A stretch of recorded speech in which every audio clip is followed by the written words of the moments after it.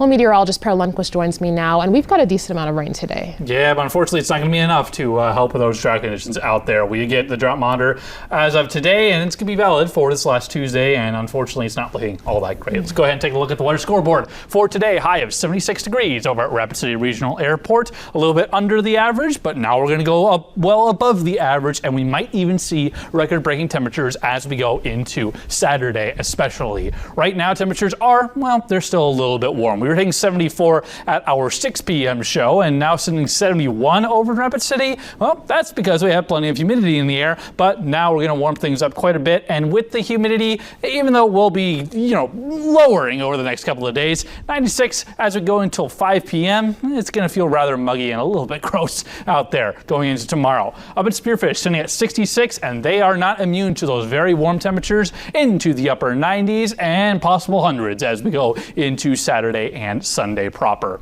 Here's what the drought monitor was looking like last week. So this is going to be valid for last Tuesday, not this the Tuesday this week, but Tuesday of last week. And if we look at Tuesday of this week now, well, it looks like we actually decreased conditions over in the area just north of Pierre and in the Black Hills. Not a whole lot of change, but still seeing extreme drought across much of the Colorado Front Range because we are lacking in so much water across the region. I know people bring up Pactola, the Pactola Reservoir in the Black Hills when it comes to drought conditions. Right now, the reservoir, well, as of the end of month of June, it was sitting at a depth of 144 feet. Right now it's at 141 feet. But if we look at a previous year, you can see back in 2019, it was rather high. We are lower than that, but there's a reason why I had these two lines up much higher on the graph, because if we go to a very dry year, back in 2008, when we had those very high conditions in terms of drought, well, you can see 2026 is still well above those conditions down in 2008, but getting pretty close, and we still are below the average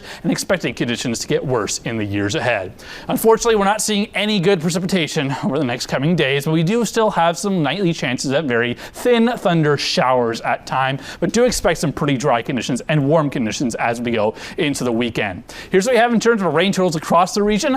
Looking okay, about a quarter inch over in Rapid City proper, but it's not doing much for our precipitation deficits. We need rainfall like this over several weeks at a time, daily, and we're just not seeing that. It's going to stay rather dry across the region and rather warm at that. We'll touch more on those high temperatures in the 10-day coming up in the next block of News Center 1.